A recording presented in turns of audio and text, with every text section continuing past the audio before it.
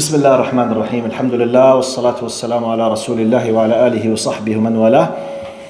اللهم لا علم لنا إلا ما علمتنا إنك أنت العليم الحكيم. اللهم وتب علينا إنك أنت التواب الرحيم. سبحانك لا نحصي ثناء عليك أنت كما أثنيت على نفسك. أنت المقدم وأنت المؤخر وأنت على كل شيء قدير. اللهم اجعل جمعنا هذا جمعا مرحوما واجعل التفرق بعده تفرقا معصوما ولا تجعل فينا شقيا ولا محروما. In the name of Allah subhanahu wa ta'ala, the most compassionate, the most merciful, all praise and thanks are due to him, and peace and blessings be upon his beloved Prophet Muhammad sallallahu alayhi wasallam. He who is guided by the will of Allah, no one can misguide him, and he who is misguided, no one can guide him except Allah subhanahu wa ta'ala. I bear witness that there is no God but Allah and Muhammad is his messenger. You know, I can't ignore the fact that just a few minutes ago Allah subhanahu wa ta'ala made me a witness. One of your sisters, she declared her shahada, the Islam now. Just a quick message for myself and respected brothers and sisters. You know, we have two terminology that we use for those people. Many people, they say convert, and we prefer to say revert. Because a convert is the person who changed from to. The revert is the one who returned back to his original status. كل مولود يولد على الفطرة. We as Muslims believe that by default of our creation, that if we are left without any kind of influence, we would be definitely submissive to Allah subhanahu wa ta'ala, Muslims. So, but this reminds me of the ni'mah. Now, the majority of you who are listening to me, basically you were born Muslims. Wallahi ya ikhwa. Okay, I myself was born a Muslim. But because sometimes because of reading about those people, sitting with those people, tackling their questions, handling their doubts, you might be a little bit more aware about the ni'mah that we are living in. The fact that you are born as a Muslim, which means it's for granted, you came to this life because of your culture, your country, your race, your whatever, your parents, you are a Muslim. You can't imagine what kind of suffering and challenges and ambiguity and, fear that they have in their hearts. And not all of them, and many of them, for many reasons, they don't know about the truth that we know. They don't know. So please, sometimes, let's always, from one angle, to keep saying, Allahumma ya muthabbit al-qulub, thabbit qalbi ala dinik. Oh Allah, keep us steadfast, not to be on a shaky ground in our faith. And the other, let's say, part of the dua, let's always keep saying Alhamdulillah ala ni'mat al-Islam. Alhamdulillah ala ni'mat al-Islam. Wallahi, as I told you, sometimes we don't have this kind of beautiful feeling that they have it. Because they experienced the other. We took it for granted. I believe I will make like a very simple, quick analogy.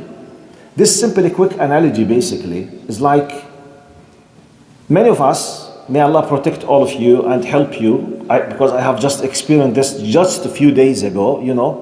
My mother passed away just less than 3 weeks ago. Allah yarhamha ya Rabb. And my father before that, and some of you, I think, you lost your parents. Now, a man or a woman, as long as he is living with full luxurious life, fully protected by his parents, the money is there, the food is there, the clean house is there, everything is there, he will not appreciate what does it mean to have a mother.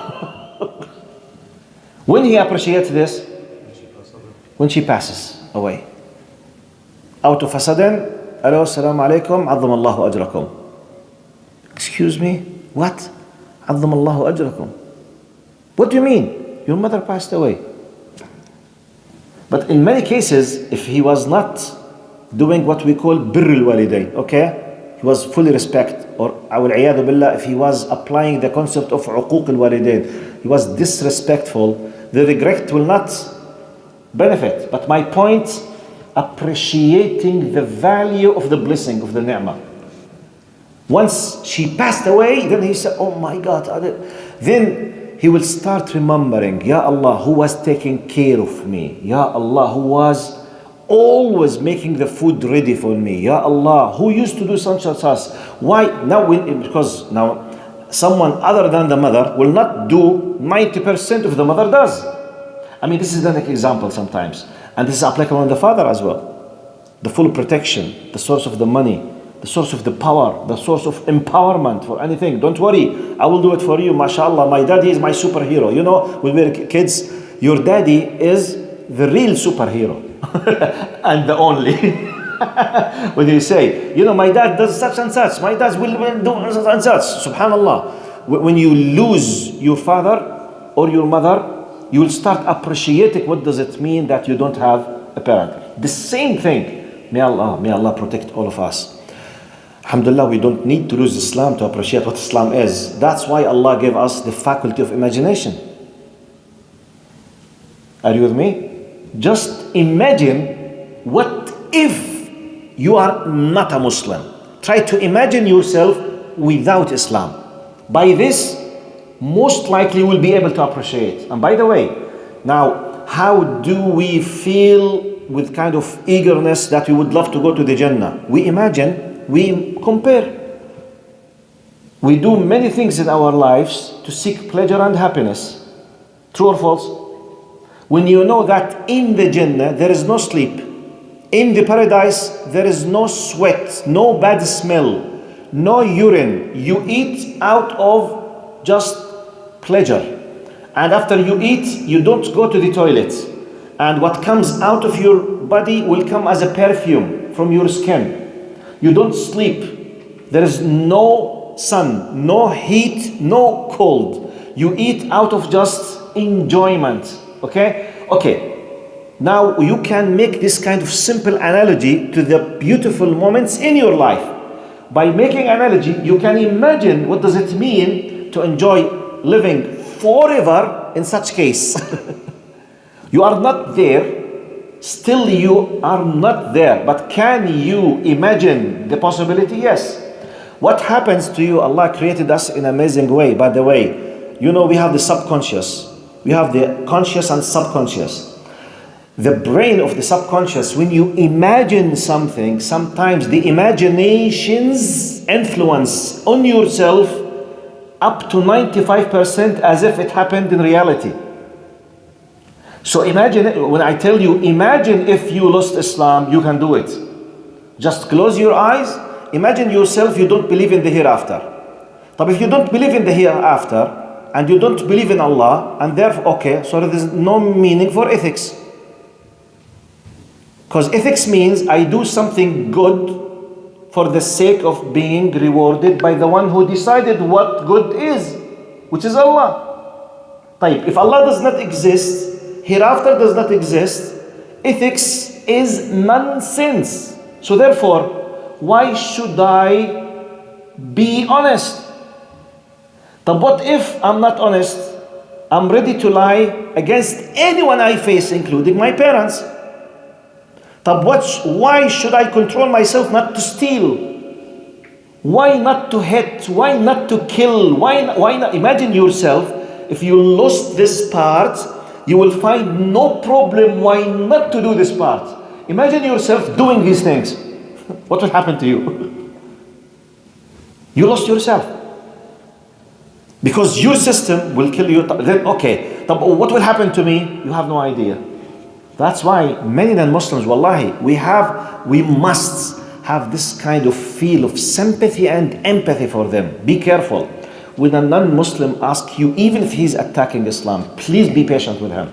Sometimes, because they are overloaded and brainwashed with bad concepts. That's why Prophet Muhammad ﷺ قال إنما بعثتم مبشرين لا منفرين.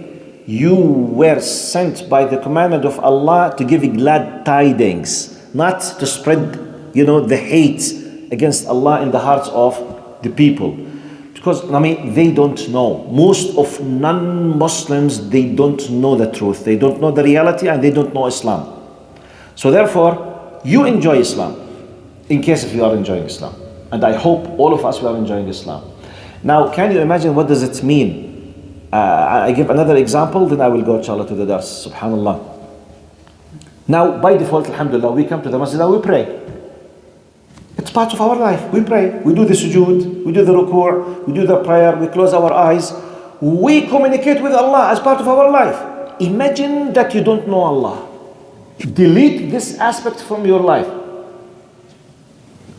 Delete the fact that you come to a masjid. You don't prostrate. You don't know your God. You have no idea about your Lord.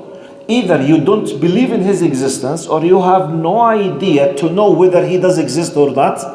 If you know that this supposed God does exist, you don't know which God it is. Is it the God of Jews, or the God of Christians, or the God of Muslims, or the gods of Hindus, or the God of Buddhists? You have no idea. Can you imagine the chaos and this kind of amazing feelings in your heart? Try to imagine now while I'm speaking. Try to imagine that you don't know who Allah is.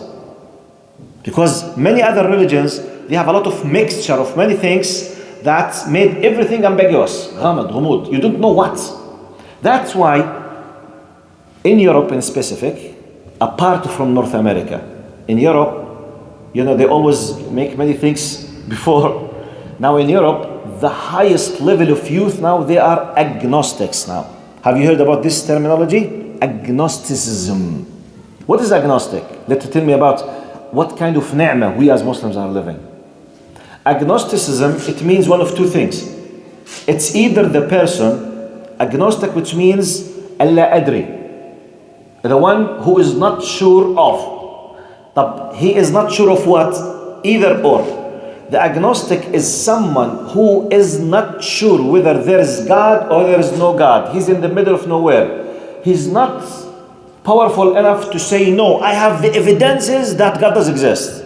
Neither he has the opposite. He can't say, I completely aware and I can support completely that God does not exist. He's not an atheist and he's not a believer. He's an agnostic. This is one of the definitions of agnosticism.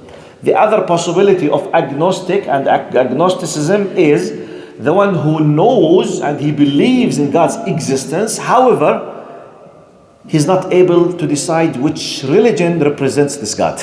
Which means, is it Judaism? Is it Buddhism? Is it Hinduism? Is it any kind of ism, including Christianity and Islam? No, he has no idea. So he's lost. You and me, we don't have this problem. I mean, the example that I will highlight might be maybe funny, but please take it as simple as it is. Let's compare yourself in two situations. You are traveling to a new city. You have a very limited time. You are participating in a very, very intensive, important course. You have very limited time for your break and your lunch. You started searching for a good restaurant. You don't know anything about the food in that city. Clean, dirty, they wash their hands, infections, problems, health, clean, nothing at all, just searching. Look to the waste of the time that you will be doing and the uncertainty if you have limitation of time. If you just opened any place and you ate it, then you discovered, because if you have diarrhea and you have a problem in your stomach and you're stuffing, and then you developed some kind of trauma or some kind of phobia against restaurants because you don't know what happened, they're cheating or something. Imagine all of these things happen to you. Scenario 2. You went to a city, many people before you, they were there, they recommended to you the highest, best, delicious, clean place ever. From the airport, without wasting not 1 minute, directly, you served your time, best food, and you went to do your course. Imagine yourself in two scenarios. Scenario number 1, you are in the course, you don't know what's happening to your stomach, you don't know if you will lose yourself because you might be poisoned, you have no idea how disappointed you are because you did not have nice food, You are in the course, doing your best, but you are not happy because of the bad choice that you have made. While in this time you are enjoying because simply you did it in the best way and someone else has done it for you, by the way. It's not your choice. This is, in my understanding, the difference between someone who was born as a Muslim and the suffering that someone else, by the way. The other one will have another taste of happiness when he discovers the best, but he has already wasted a lot of time. Okay? He might enjoy it, but I'm talking about the risk now. You don't have this risk. خلاص. Clean food, closed. Nice food, closed. Hygienic system, place. Most delicious, everything. You have enjoyed, you are just enjoying the coffee in the now you are focusing on your intensive course. وَلِلَّهِ الْمَثَلُ الْأَعْلَى. Just an idea to try really to appreciate the blessings of Allah that when someone is born as a Muslim. Anyway, طب let me go to our lesson now. اللهم صل على سيدنا محمد. Brother Ahmed, can you close the door معلش؟ يعني هذه مشكلة أصوات الأولاد. I don't know how we can solve it. طيب, last time, brothers and sisters, sorry.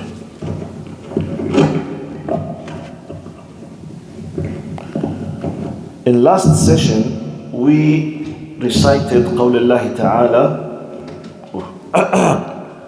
If you remember the last ayah, it was يا أيها الذين آمنوا كلوا من طيبات ما رزقناكم واشكروا لله إن كنتم إياه تعبدون. All believers, eat from the good things we have provided for you and give thanks to Allah if you truly worship Him alone.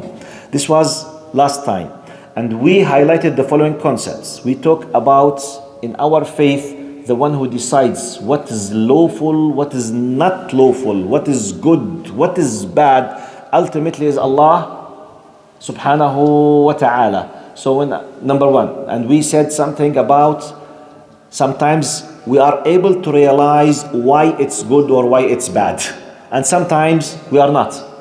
It's like, for example, alcohol. I mean, no two people of intellect will dispute about how harmful alcohol is. It's one of the main reasons of car accidents, one of the main reasons of murders, one of the main reasons. You know, we have tens of evidences. To a degree, in many cases, you are not allowed to drink alcohol to do many things. And they test you, they stop you, the police, they test your blood, which means they admit how harmful it is. It's clear. طيب, the pork.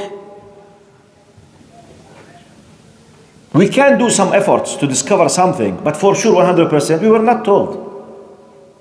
We might discover some indications about how bad it is, but this is not the point. Because I told you, some people they say, is it because it's not clean? Okay, one of the main reasons. Because sometimes it deals with what comes out of her body. Yes. طيب, what if we isolated a pig not to live with other pigs and we gave the food separated completely in a cage, not touching anything bad? Now it's clean. Is it halal? No, still it's haram. Because haram means prohibited. Because Allah did not tell us it is prohibited because it's not clean. He said it is prohibited. So when we were dealing with this ayah, كُلُوا مِن طَيِّبَاتِ مَا رَزَقْنَاكُمْ, now what is our way to decide what is good or bad? Do we use our minds and we judge, then we call it good? If this is the case, tell me who has the right among the human beings, really, when he or she decides that what is good for everyone. I gave you one example about, if you remember. For millions of Germans 70 years ago, Nazism, was it good or bad? I repeat, for millions of Germans 70, 80 years ago, Nazism for them was good or bad? It was good. طيب, who had the power to convince them they were not? But they are clever people and they are humans. Can human beings be deluded? Because, you know, I believe in science, I believe in my mind. طيب حبيبي, many criminals Organized criminals. By the way, do you know that we have Italian mafia, Russian mafia, Irish mafia, all of them? We have many movies about them. Do you think that they believe they are doing something, it's part of their right or not? Yes. I just wanted to add, Canadians know a lot of these things are bad, especially when it comes to children. Like, for example, alcohol. You'd be a criminal if you did give alcohol to a child. Really? By law? I don't know this. Sorry, just if you don't, the sister says in Canada, if you provide alcohol to a children, it's a crime. It's an act of crime because this is definitely like an evidence that they know it's bad. Yeah, it's bad. And even like the TV and things like this, when things are negative, they put warnings and they say don't show this to children. Plus 18 they say, which means they know it's harmful for below 18. Yeah? Jazakallah khair. Thank you very much. That's true. Yes, which means we realize. Generally, we realize, but sometimes even though we realize, we don't do the opposite for other reasons, motivations, which is desire, power, authority, or whatever. But I mean, now the new point I was trying to make, now to decide what is good and what is bad, keep in your mind, if this specific thing is mentioned in Islam by Allah or by an authentic source, Prophet Muhammad ﷺ, you need to submit, not necessarily because you understood in your mind why. Because the mind can be brainwashed and deluded, and we have relativism. That's why I'm telling you. Do you believe German people are clever or not? Actually, they are one of the cleverest people in the history of Europe. But yet, the fact that they were clever, did that save them not to be Nazis? No. The fact that they are clever and they have scientific thinking, did it stop them from killing others, believing they are doing the right? They occupied Poland and France and they killed and they caused the death of millions of people. And by the way, we have many examples. Many examples. The fact that if you ask Japanese people 120 years ago, by the way, do you know that Japan was colonizing part of China? Japan. They were colonizing, killing Chinese people. Do you know this? And you can't imagine how difficult they were killing them. But more than 100 years ago. But at that time, Japanese people, do you think they believe they have the right to do it from their point of view with their way? Yes. So that's why we need the divine teachings to control us. Now, look, any country, for example, France, they colonized 16 African countries up to this moment. They are still colonizing them now. They control them, 16 countries. France, from one angle, they are proud that in their country, in 1789 up to 1798, they have the French Revolution, which ended up with secularism and the human rights. True or false? They believe in secularism, they believe in human rights, but they are controlling 16 African countries, killing them. But the fact that they know this, did it stop them not to be unethical? To do bad against good? Are you with me? So we have tens of examples, by the way. It's not one or two or tens or something. So because sometimes, the best thing, I believe in science and I believe in humanity. Which human and which science of who? So please keep this in your mind, because this is a very hot discussion always. You as a believer in Islam, when you speak about faith, someone will raise the flag of humanism and science. If this happened to you, be able to discuss a very thorough academic discussion with him. If he said, I believe in science, he does not know what he's talking about. If he said, I believe in humanism, he said, please, I will follow you. Tell me which version of humanity.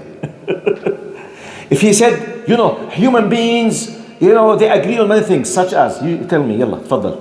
Give me which version of humanity? Wallahi, let's give you an idea. Americans, what did they do in Vietnam? You know that according to the BBC, I watched the documentary. The source is the BBC documentary. I watched it in the UK when I was doing my PhD. They said Americans, during the time of trying to occupy Vietnam, they showered Vietnam with 26 million tons of chemical weapons, which is equal to 4 nuclear bombs. Do you know? You know, it finished 60s. So we are, the war finished about 60 years ago. Up to this moment, in newborn babies, they have 4 fingers, 6 fingers, the eye in a different place. They have part of their head not completely, because of what? Chemicals in the soil. 26 million tons of chemical bombs 60 years ago. Right. Is this good or bad? I mean, who on earth does not know that this is bad?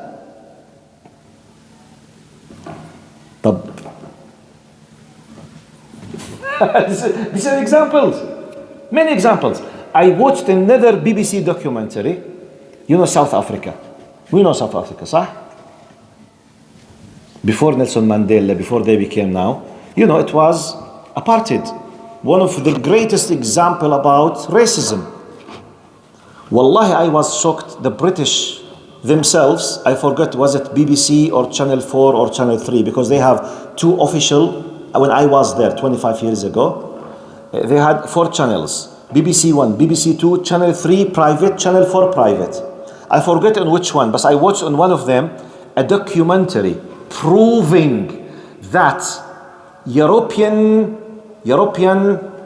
colonizers in South Africa, at the very beginning of colonizing South Africa, they were spreading the cholera, the typhoid, deliberately through the blankets and through the candies and the chocolate, spreading them with South Africans. They were giving them candies for the kids.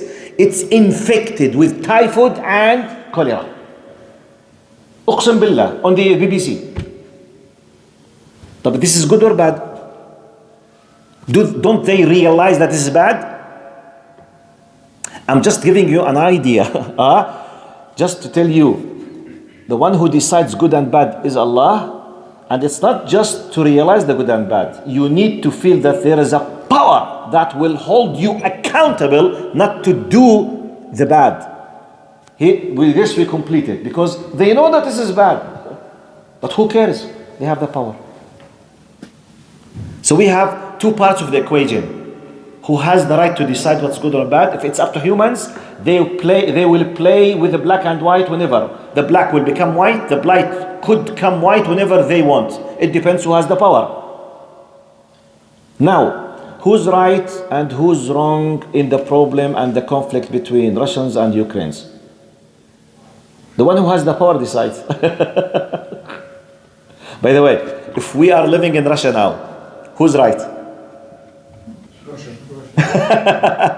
The fact that we are living in the West.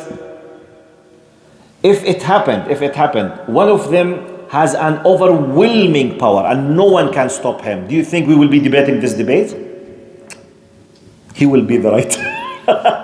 And everyone else will shut up his mouth, regardless whether this part or that part. This gives you an idea. It's not, you don't need just to know what is good and bad, because you know and you don't care if you have the power. I'm giving you examples. So we have 2 parts of understanding this ayah. Okay? It's not just to know that Allah is the source.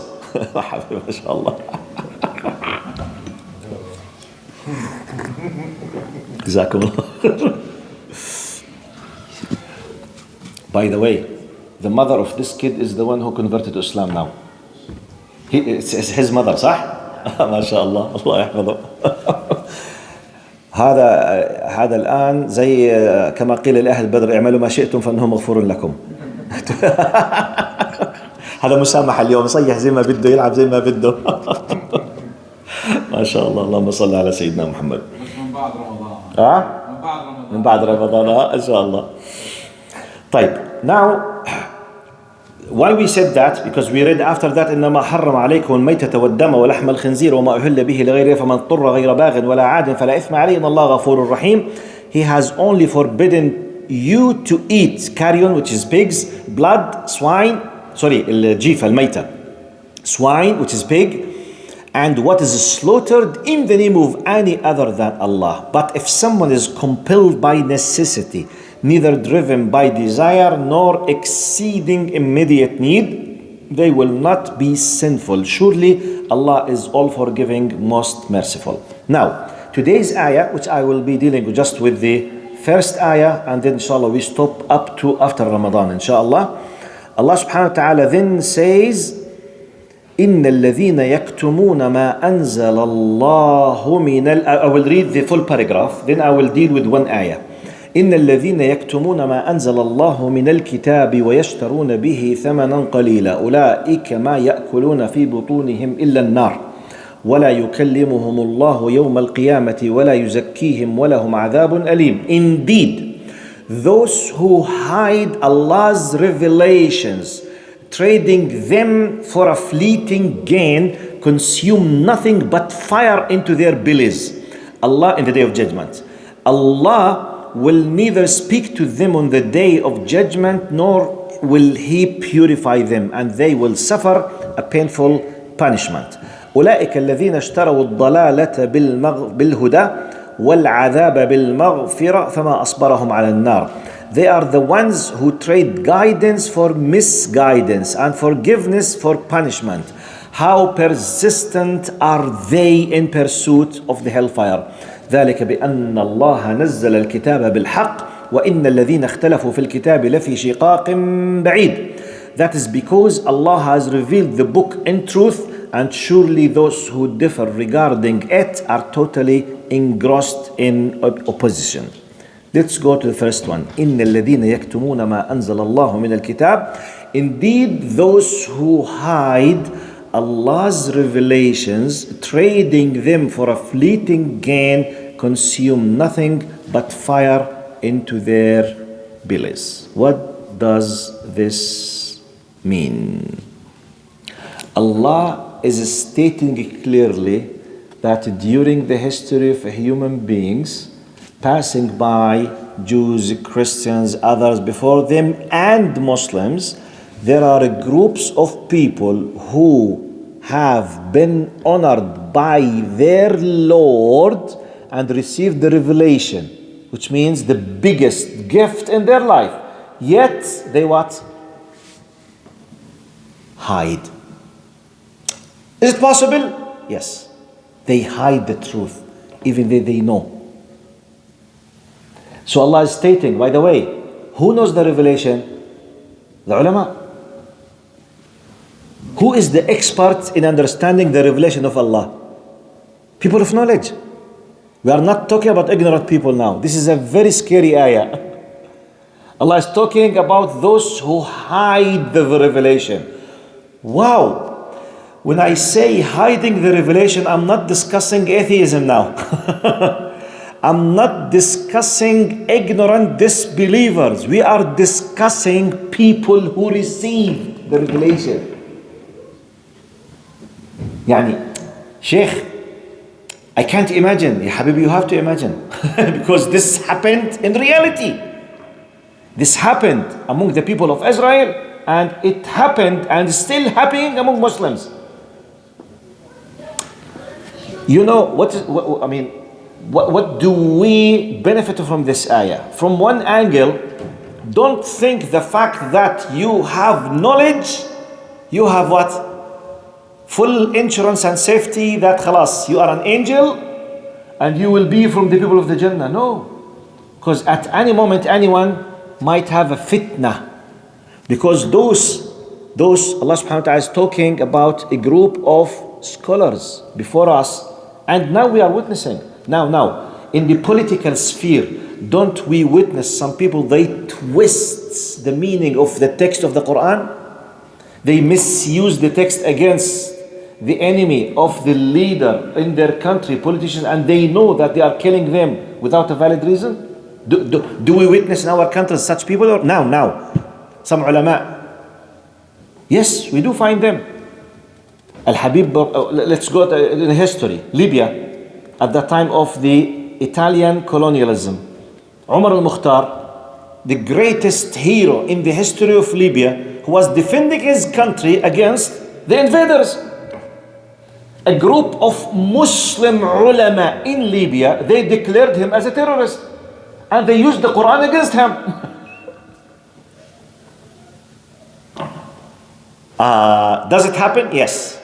Is it possible that someone knows the truth yet he does not care? Yes.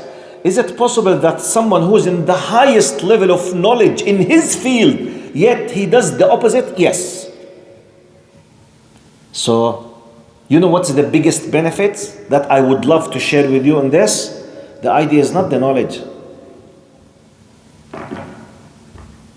It is the attitude of arrogance or being humble, not just the knowledge. Because I keep repeating the idea. Who do you think out of the creation, apart from the angels? Iblis, I think, should be considered apart from messengers and prophets, the normal people like us. If we want to compare the cleverest, most knowledgeable person among the human beings with Iblis, who has more knowledge? Iblis, Satan. Who has more knowledge? Satan or the cleverest person on earth? Satan. He has more knowledge. By the way, Satan, he was an eyewitness of the beginning of the creation of Adam. He was there, witnessing, eyewitness. He was witnessing the ceremony of creating Adam. Can you imagine the amount of knowledge that he has? An eyewitness. He witnessed the ceremony of creating Adam out of mud. It was created and Allah injected the spirit in him while he was witnessing. And he was asked to prostrate. So in terms of the knowledge, none of us has 1,000,000% of what Iblis has. Yet he refused. And he is a disbeliever, he is a non-believer, and he will be eternally in the hellfire. Is it a matter of knowledge? The attitude. That's why Allah subhanahu wa ta'ala speaks in many ayat about the diseases of the heart. Thus, we need the knowledge. But if this one is not cleansed, if this one is not taken care of, whatever you have here, by the way, many clever scientists, they are atheists now. They should be the best believers, because the clever person is the one who understands that this universe is impossible to be coming by chance. It's impossible. Scientists are, I can accept anyone to be an atheist, but not a mathematician. Because people who study math, they can realize mathematics tells you that coincidence is impossible. So when you see a professor in mathematics, an atheist, you say, La ilaha illallah. Yammi, how come? Where is your knowledge? It's not a matter of knowledge now, just. If your heart refuses, you don't want. It comes. Because just not to be amazed. Is it possible? Yes. Because Allah subhanahu wa ta'ala is telling us, إِنَّ الَّذِينَ يَكْتُمُونَ مَا أَنزَلَ اللَّهُ مِنَ الْكِتَابِ. طيب, look now. We realize that some people, they know the truth, they are aware, they are scholars, yet they hide. Indeed, those who hide Allah's revelations, now, why? Trading them for a fleeting gain, which means they did this because they were offered some silly price for that. Yet, they accepted to sell their religion and to sell the covenant with Allah subhanahu wa ta'ala. Did it happen? Yes. Is it possible to happen at any time? Yes. Are we witnessing people who are doing this? Yes. What should we say? When you seek the knowledge, be careful. Don't seek the knowledge just to be proud of it, or just to have an extra information, or to have the prestige. Always seek the knowledge and ask Allah that this knowledge will make you more aware of the source of knowledge and more aware of the value of Allah subhanahu wa ta'ala and how humble you should be with Him. Otherwise, Allah subhanahu wa ta'ala mentioned in the Quran one of the people of Israel whom Allah gave him a great knowledge. أو كالذي آتيناه آياتنا فانسلخ منها فأتبعه الشيطان فكان من الغاوين فمثله كمثل الكلب إن تحمل عليه يلهث أو تتركه يلهث. It's amazing. Allah spoke about someone from those who believed before us, and according to narrations, he is one of the great ulama of the people of Israel in their time. Allah gave him a great knowledge. He decided to detach himself from this, and he followed his desire, and he did not care with the gift that Allah subhanahu wa ta'ala given to him. So let's ask Allah subhanahu wa ta'ala to protect our heart and to be careful. While seeking the knowledge, be careful. If this knowledge will not make you closer to Allah, there is a problem in your attitude in seeking the knowledge. Because they received the revelations. So be careful. قال أولئك ما يأكلون في بطونهم إلا النار. They are consuming nothing but fire. This is a metaphor, which means what they are doing definitely will cause them to be punished in the hellfire for sure. قال ولا يكلمهم الله يوم القيامة ولا يزكيهم ولهم عذاب أليم. Allah will neither speak to them on the day of judgment, nor will He purify them, and they will suffer a painful punishment. This is an rhetorical Arabic expression, which means they will have fire in their belly. God will not speak with them. He will not purify them.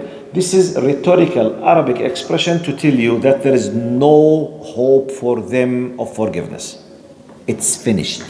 The one who does this, his file is closed. Like when we say, this crime deserves capital punishment. Finito. No discuss. خلاص. There is no room to review this case. They will be, in the highest level of punishment in the day of judgment. I will stop just by this because I have just a few minutes. Just let's review the most important thing in these two ayahs. Allah subhanahu wa ta'ala, from one side, He's telling us not to eat and not to do except the good. Our biggest lesson, Allah is the one who decides what is lawful, what not lawful, what is good and what is bad. Then He gave us an idea about such and such and such and such. Don't eat this, don't do this, be careful. Whether we realize or not what is the wisdom, and mostly we realize, but however, if it happened, we don't know why we submit. Generally speaking, you need to know. The majority of our teachings in Islam, they are justifiable, which means you can realize the wisdom behind it. Why, for example, alcohol is prohibited? Reasons, harmful. Why interest is not allowed, usury, in the money? Because basically, you are changing the purpose of existence of money on earth, which to be a means of communication. It's like, for example, you have a goods, you have an item, you have a service, for example, this service. I have a money. Money, item. Item, money. Money, service. Service, money. Or donation for the sake of Allah. Now, when the money is controlled in a place and it became the item, okay? The people who has the money to save their time not to trade and to work will put their money with the bankers and they will stay there lazy.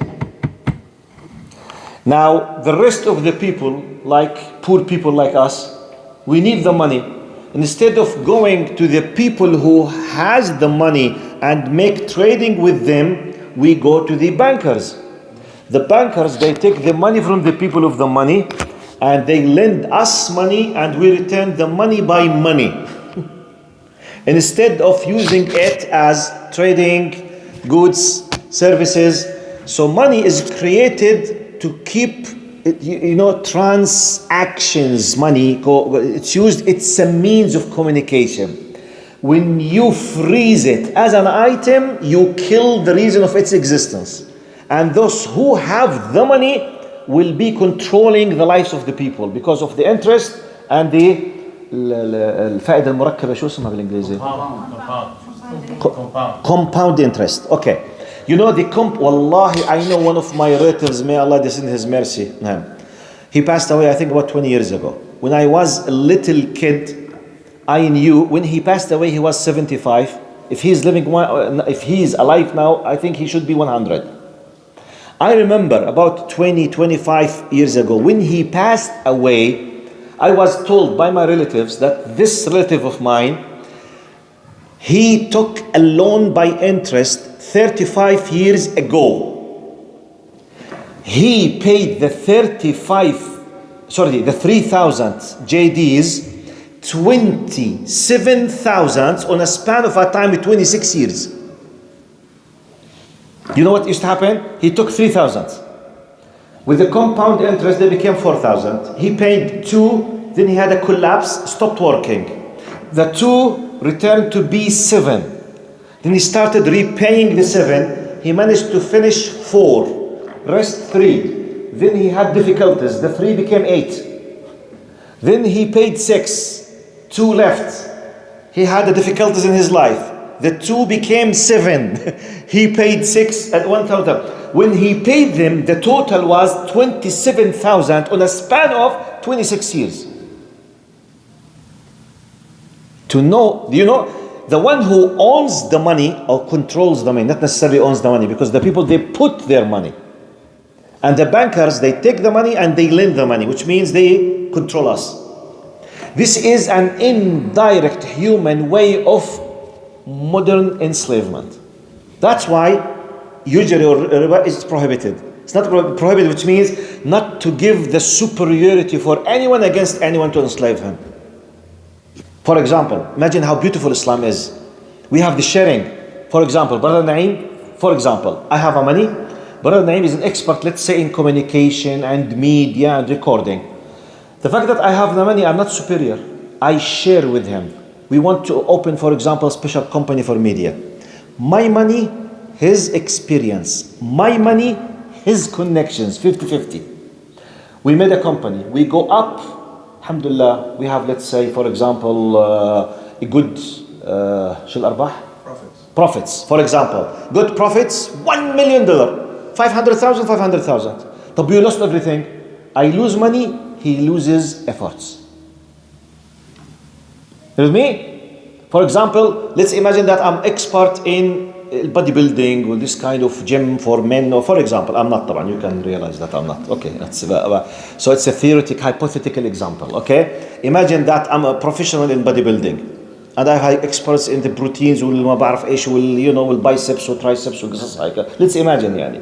It's good to imagine. It's for free. He has the money. We made a gym. We worked. I put amazing efforts with my connections, my experience, and something I brand beautiful. The people, they came. Mr. Corona come. Everything was collapsed. We lost everything. He loses his money. I lose my efforts. In the banking system, Habibi, we don't care. Earthquake, volcano, COVID-19, COVID-20, COVID-30. This is your problem, Habibi. You pay money. You don't pay, we return back everything and you are out.